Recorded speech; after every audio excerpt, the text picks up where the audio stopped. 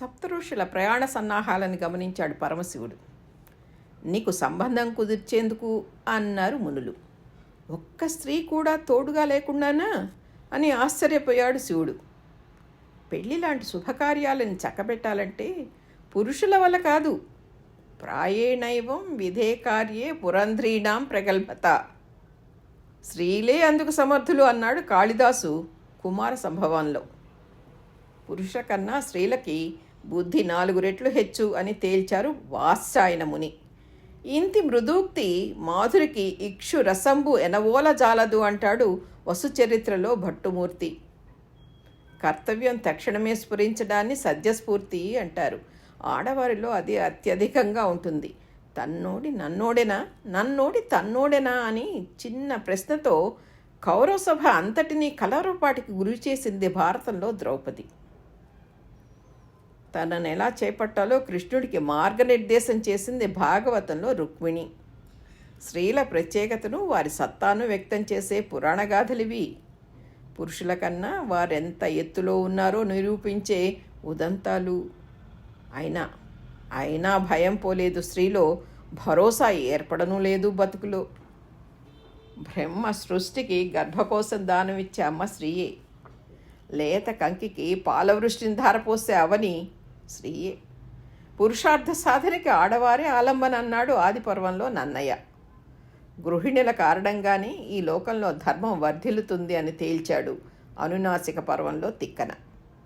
పొడిచే సూర్యుని కూడా ఆపినోళ్ళు మీరు, యమరాజునే బోల్తా కొట్టించినోళ్ళు మీరు అంటూ సుమతి సావిత్రుల సద్యస్ఫూర్తిని గుర్తు చేశాడు రసరాజు. అంటే అలనాటి ఆదిదేవుడి నుంచి మునులు, ఆధునిక కవుల వరకు పురుషులెందరో స్త్రీల గొప్పదనాన్ని బల్లగొద్ది మరీ చెబుతూనే ఉన్నారు. భార్య కలిసి రాకపోతే తమకు కాలు చేయి ఆడవన్న పరమసత్యాన్ని అంగీకరిస్తూనే ఉన్నారు. అలసిన ఎడ డస్సిన ఎడన్ శారీరకంగాను మానసికంగాను సేద తీర్చేది మగువేనని అరణ్య పర్వంలో ఎర్రాప్రగడ చెప్పింది వారందరికీ అనుభవమే. పురుషుడి బలం బలహీనత రెండూ స్త్రీయే. ఆగ్రహిస్తే ఆమె గర్జించే గన్ను, ప్రేమిస్తే చప్పని చెమర్చే కన్ను. ఇంత చెబుతున్నా ఆడపిల్ల పుడితే లోకం దిగులు పడటం మాననే లేదు. పుట్టేదెవరో తెలిస్తే భ్రూణహత్యకు వెనకాడటమూ లేదు. పేగు కాలిన వాసన ఎంతటి దుర్భరమో అమ్మకి తెలియకపోలేదు. అయినా అసహాయత ఆమెను అసక్తురాలిని చేస్తోంది. ముళ్ళుకు గుచ్చుకుని నిప్పుల్లో కాలుతున్న బతుకున్న చేపల ఆడపిల్లనమ్మ అంటూ ఆర్తితో ఆవేదనతో వినవచ్చే ఆడకూతురి గుండె గోస జాతిని కలవరపెడుతూనే ఉంది. ఆడపిల్లను కన్నందుకు గాను సమాజం చిన్నచూపు చూస్తుంటే అవమాన భారంతో కుంగిపోతున్న అమ్మకి భరోసాని కల్పించాలనుకున్నారు పూణేకి చెందిన డాక్టర్ గణేష్ రాక్. గత 14 ఏళ్లుగా 2500 మందికి పైగా ఆడపిల్లల ప్రసవానికి ఫీజులు మాఫీ చేశారు. కూతుర్ని రక్షించు అనే నినాదంతో ప్రతి జననాన్ని ఓ పండుగలా నిర్వహిస్తున్నారు.